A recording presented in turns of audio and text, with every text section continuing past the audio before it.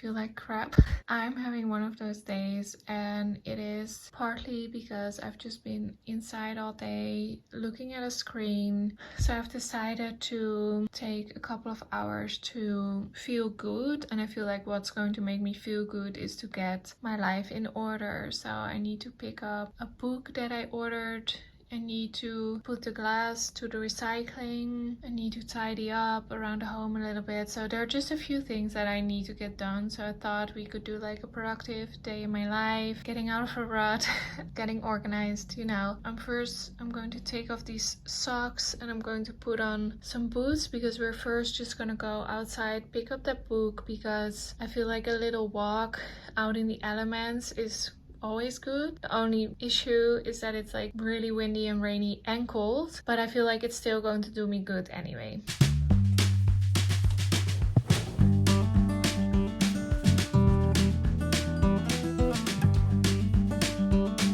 I'm bringing a bag so that I have something to put the book in. I got a frame for a print as a gift, but the glass broke, so I'm just going to collect all the glass that we have and bring it to recycling.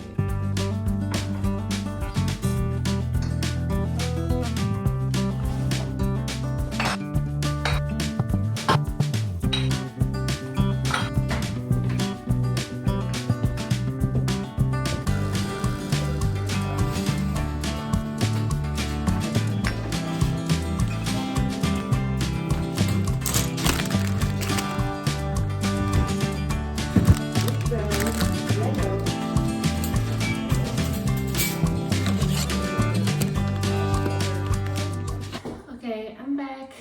I feel so much better for having left the house, even though it was raining, it was cold, but it still feels better.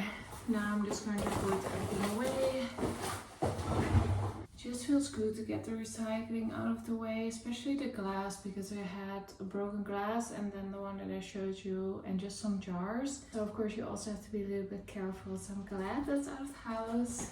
So I got some kefir to drink right now. So a while ago I got some like kefir starter or something, and the recipe asked for 2 figs. So I used fresh ones, but that makes it taste kind of moldy almost. And then when I read the recipe that's on the inside, it specified dried figs. So I got some dried ones. Maybe we can make some kefir. And then I have some kefir to drink in the meantime because it takes 48 hours to ferment. And they also had a new flavor, blueberry bliss. I really like it. Usually this type of taste for kombucha or kefir.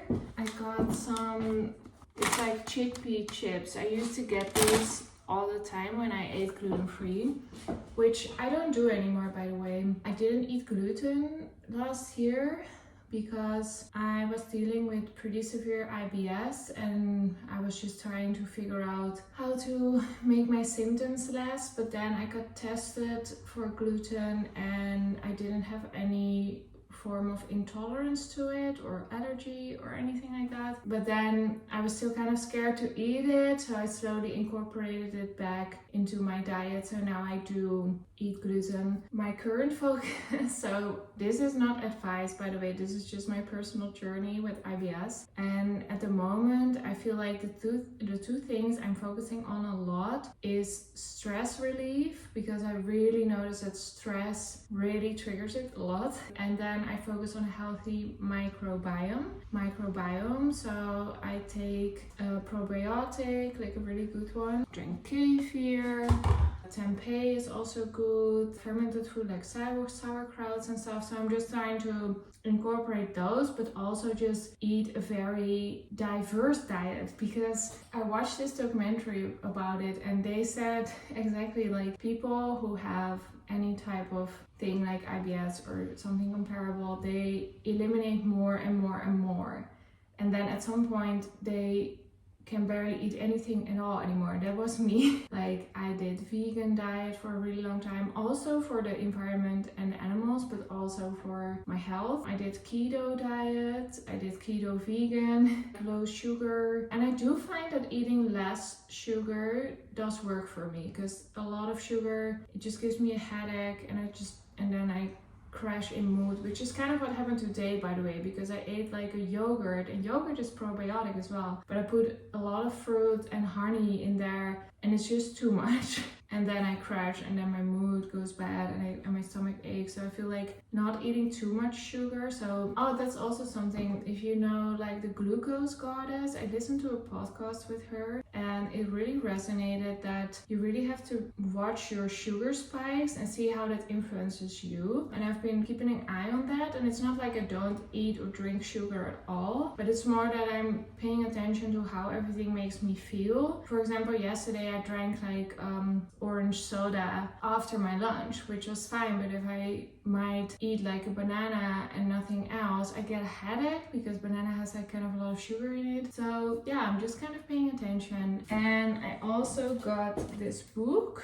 If you're American, you're gonna be like, yeah, duh. I have been on a total Fitzgerald grind, and I read The Beautiful and Damned, and I love that book. I don't know, it just really resonated. And then I got The Great Gatsby, and I read that. I liked it less, even though I think it was written probably better than The Beautiful and Damned. Like, it was a lot easier to get through, but I had already watched the movie, so I already kind of knew the story, so it takes away kind of the intrigue and the mystique of the book. So if you wanna read The Great Gatsby and you haven't watched the movie, like, read it first and then watch the movie afterwards. It's going to be so much more fun that way, because I already knew kind of the plot and the ending, even though I thought I didn't. But reading, I was like, yeah, I've seen this. Oh, and then this happened. And you know, I ordered his first novel, This Side of Paradise. I hadn't heard of this, but he mentioned this book in The Beautiful and Damned, which I think is so funny that The Beautiful and Damned is kind of, not really, but kind of inspired on his personal life and autobiography. So I don't know about this one, like, I don't like spoilers, so I'm just going to read it and see what I think. But yeah, there are so many vintage books of him everywhere, so I got all three of them of Vinted, and I'm really glad to add them to my collection. And if I'm right, he only wrote 4 books because he passed away so young. The Beautiful and Damned said that it only was 4 books, but maybe it's more. I know that he wrote a lot of short stories as well. So yeah, I'm really glad I have this. I'm just going to put everything away now. So this is the kefir starter that I use. It's for water kefir because I eat mostly a plant-based diet. I eat eggs, but it does have like environmental benefits, which I really value. So on the outside it says like add 2 figs. So I was like, okay, I'll just add 2 figs. But then on the inside it has like another version of the recipe that's a little bit more in depth, and it says add 2 dried, how do you say, like, organic figs. So I was like, okay, so maybe that's why it tasted kind of moldy. So I want to give it another try. So I have this pot, how do you say it? Like wekpot? A jar. I have this jar. So I'm just going to add some water and the kefir stuff.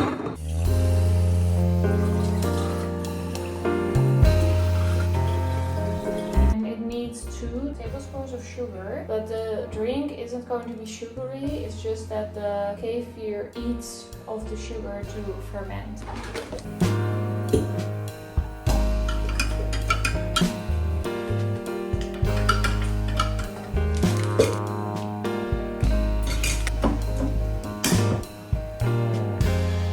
I just put it in the corner here.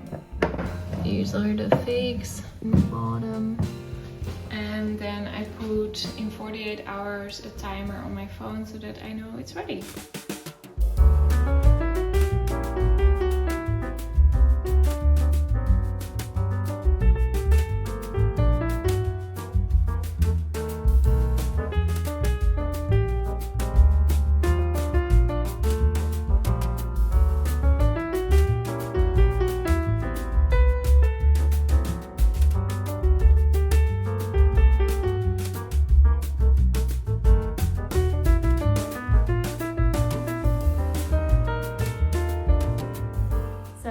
just folded the laundry and I ended up eating that whole bag of chips in one go.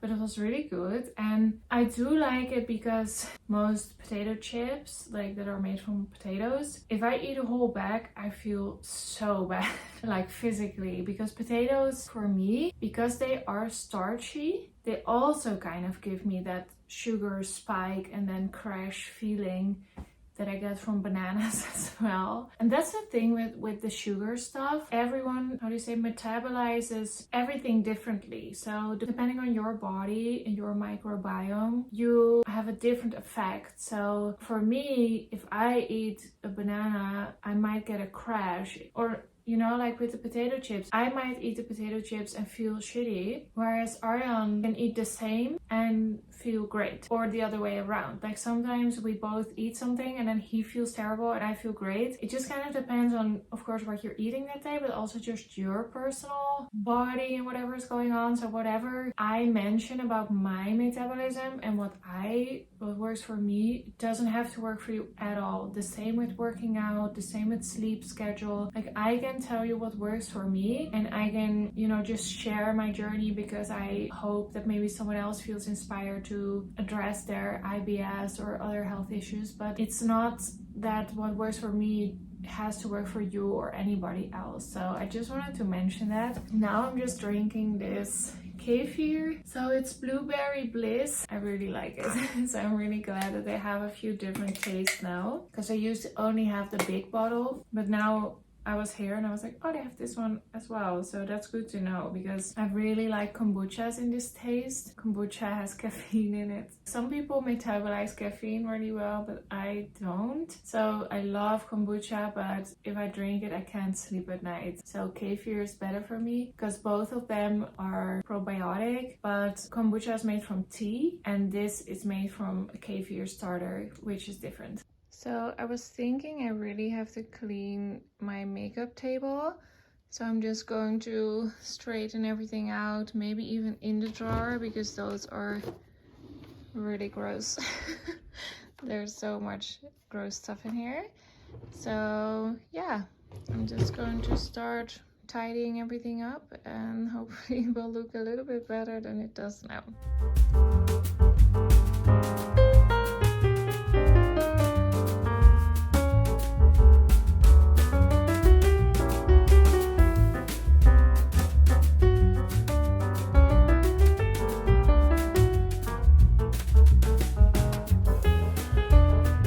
So my organizing system is that this desk is just a desk from IKEA, I think, that I thrifted. And in the drawer, I just put this like tea boxes. So I drink a lot of tea, and you know those organizing systems, it looks really good, but it's all like plastic and stuff. And I just feel like I don't like that. So I just keep like the tea boxes where my tea is in.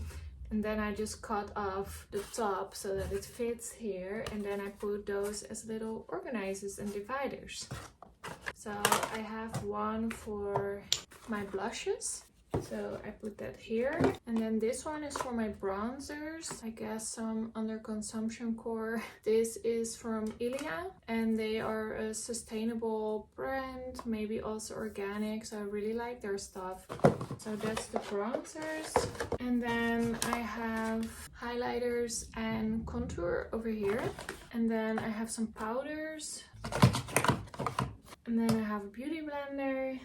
This is also from Beauty Blender, and it's like a blotting paper to absorb the oil from your face. So you just put it like this and it absorbs the oil, and then it's a little bit more sustainable because you don't have to throw it away, you just wash it. And then this is my last swab, you know, like instead of a cotton swab, I just have this. So there's one for the ears and one for makeup. And I bought this like 4 years ago and I haven't bought the other swab since. So it's a good investment to get, and you'll have it for life. They're still exactly like new. You just have to clean them. I hope it's at least somewhat inspiring to also clean up. That's why I like to watch these kind of things, is to like motivate me.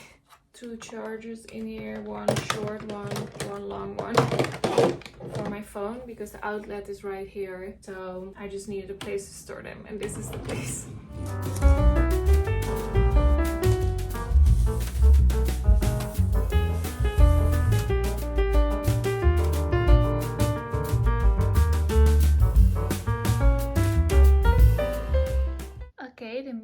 table is looking a lot better. What is looking really messy is this. So I guess we're gonna do another decluttering session over here.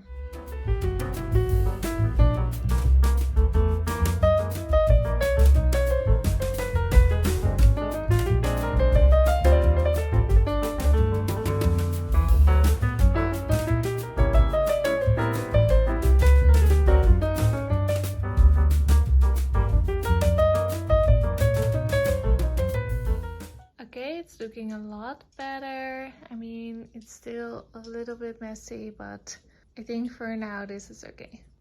I mean, this is still pretty messy, so maybe I should clean this also. I also finished this bottle and it was really good. I wish I had more.